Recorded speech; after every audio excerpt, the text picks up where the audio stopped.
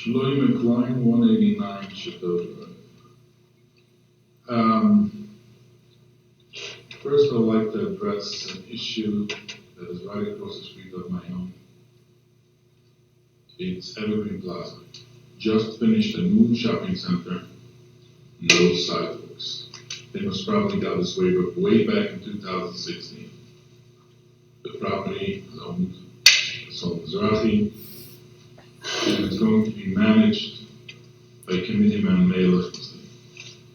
Now, I do know as Lichtenstien is a great individual. When somebody reaches out, I don't reach out to him direct, but when somebody calls me, I tell him to reach out to him. He calls back, he helps people. I know he was in the past an advocate for sidewalks, but for some reason this development is not putting in sidewalks. And it's in the highest density in Lakewood where they approved this high density, no sidewalks is not acceptable. The perception of the public is that the reason why the developer got this waiver was because Mr. Lichtenstien is going to manage the property. I would suggest for Mr. Lichtenstien to refuse to manage this property that doesn't have sidewalks. Because a property that doesn't have sidewalks, somebody will get injured over there, or somebody might get killed. And then we'll see as Mr. Lichtenstien coming to the scene and being the big advocate and speaking for the public. I think in his position, he shouldn't be managing a property that doesn't have sidewalks. And he should refuse to accept that management if he's serious about the sidewalks issue. The second thing that I want to mention is, again, this is things that is out there in the public, is the residents of Menashe Miller. You know, everybody is in town seems to know that it's owned by Menashe Miller, and it's his. Now, I have sources telling me that it's also his. But the fact is, if he would have been a private individual and he wants to put his property that he lives in somebody else's name, good for him. Everybody's entitled to do whatever they want.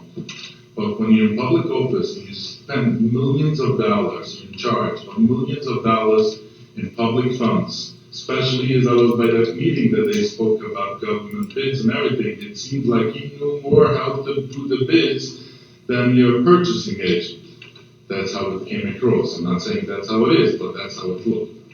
So I think or you put these type of accusations to rest and clarify what's going on, or, and again, if you're renting something for $2,000 and change I mentioned, it also doesn't look good.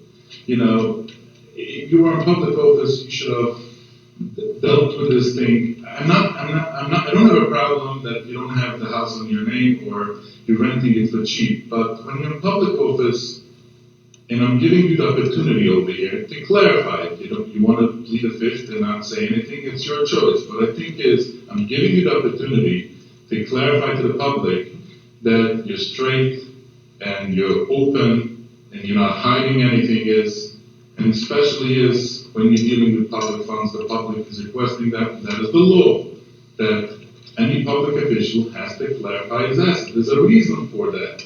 And there's a statement that you put into the state that every public official declares what he owns. And the reason for that is because the public wants to trust the public officials for doing their stuff the way they're supposed to do. Thank you very much. I would request answer on both questions. Well, as you know, this township committee in the 3 years that I've been mayor has made it very clear about sidewalks and how important they are. If indeed it's true that the waiver was given in 2016, I can't talk to that right now. I do know that Mayor Lichtenstien is probably the biggest advocate for safety and sidewalks in this town.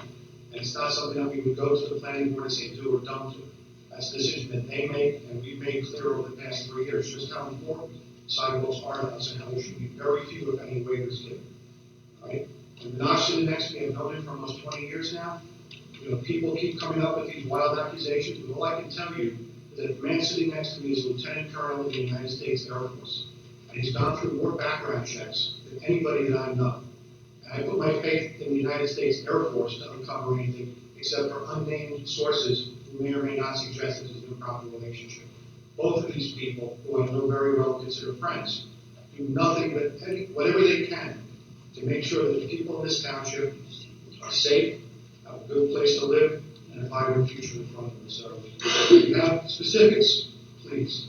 But please stop with the accusations and the anonymous sources. It's not fair to anybody, including myself.